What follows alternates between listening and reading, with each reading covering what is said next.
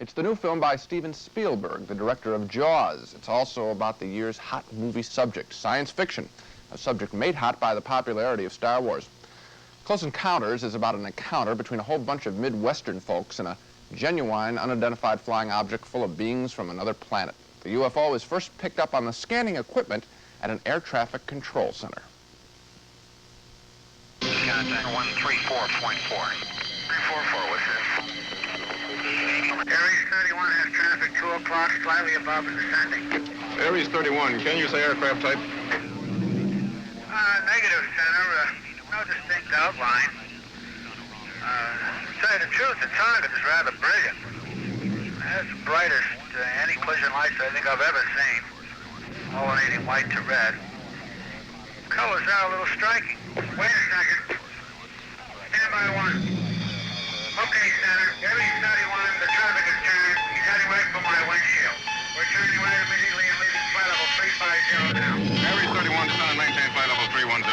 Break, Allegheny 444, turn right 30 degrees. Get on the order the 45th recon winner. See what the hell they could be testing up there. The traffic is approaching head-on, ultra bright, and really moving.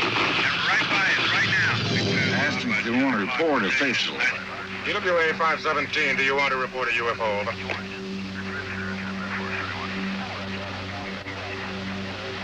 EWA 517, do you want to report a UFO? Over. Well, that pilot may not want to report a UFO, but there are plenty of other people in Close Encounters who are willing to file such reports. In fact, some of the folks are downright eager. They're not afraid of visitors from another planet. One such man is Richard Dreyfuss, a Muncie, Indiana power company repairman who first meets the UFO on a backwoods road. At first, he's terrified.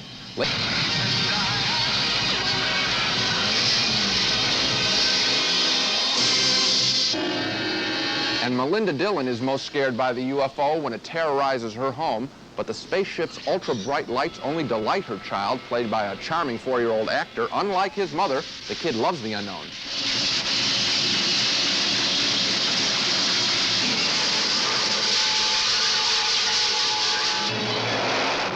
Another man who welcomes the UFOs and the alien beings is a French scientist played by Francois Truffaut, who at the end of the movie joins with other scientists to greet the visitors from outer space. It's a wonderful scene combining fantasy, adventure, and mystery, all tempered by love of the unknown. But before the end of the picture, I think that the story gets bogged down in a poorly written subplot about the government trying to stop Dreyfuss from getting near the visitors from the other planet. But I still like Close Encounters of the Third Kind very much. Its special effects are really wondrous. The UFOs knock me out, and the picture has an awfully nice message. Don't be afraid of the unknown. Seek it out.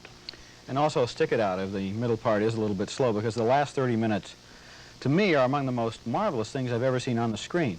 And another thing about that first encounter between man and the creatures from outer space, if you think back over the last 30 years and all the flying saucer movies that we've set through, we always treated the people in the flying saucers as if they were Russians or Chinese, and we had bombs and guns to greet them. And this time we just greet them with open arms. It shows a very interesting change in attitude. It's also a change from a lot of recent very popular pictures. You know, Exorcist, the whole point was scaring, sort of abusing the audience. Jaws, scaring, frightening us.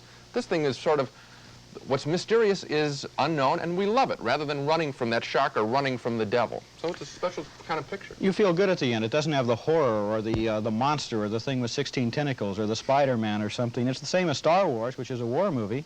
Going to look at it in a second.